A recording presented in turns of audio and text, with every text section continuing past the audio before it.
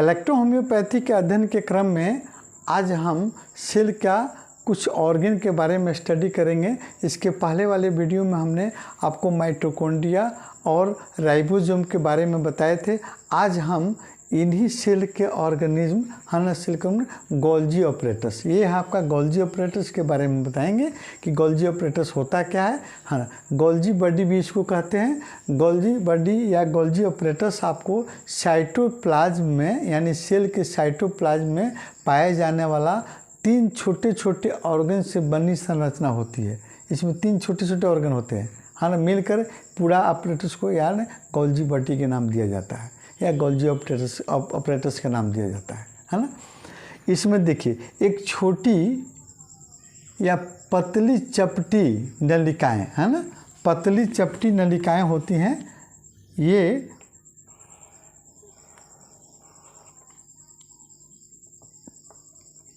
पतली चपटी नलिकाएं होती हैं, एक दूसरे के ऊपर आपको लगी रहती हैं और इसमें पतला आपको छिद्र रहता है ना, इसमें छिद्र रहता है। ये जो है इसमें यहाँ से ये आपको नलिका है, चपटी नलिका, ये चपटी नलिका, एक चपटी नलिका, ये सभी चपटी नलिकाएं एक दूसरे के ऊपर परत के रूप में आपको लगी रहती हैं और ये कहलाती है सिस्टर्नी है ना, सिस्टर्नी कहलाती है। और इसके साथ में कई छोटे वेसिकल्स, देखिए ये वेसिकल्स आपको लगे रहते हैं और वैक्यूल्स भी इसके साथ में लगी रहती है ना।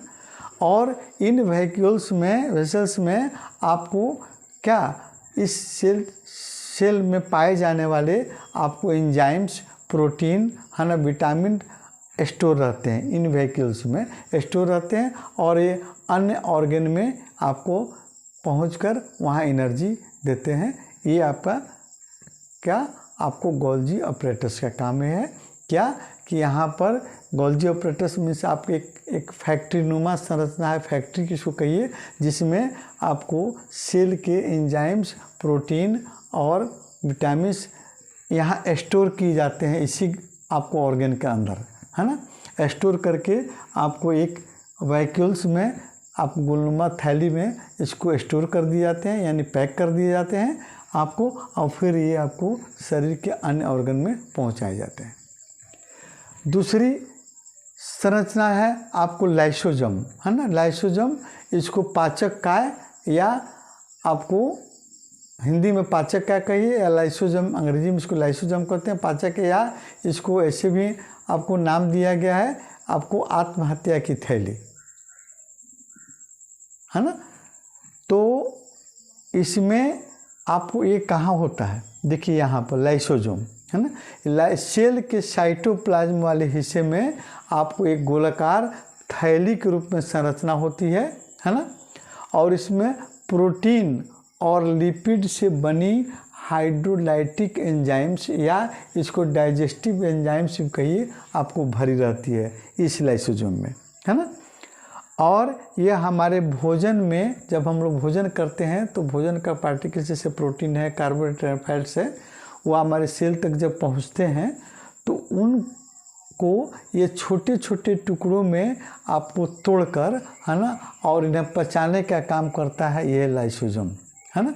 हम बताएं डाइजेस्टिव एंजाइम रहते हैं, उन्हीं हमारे भोजन के छोटे पार्टिकल्स को और छोटे टुकड़ों में तोड़कर पचाने का ये काम करते हैं कौन, लाइसोसोम है ना।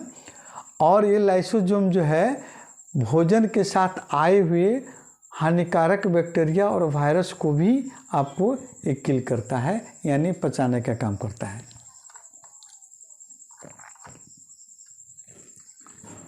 ये आपको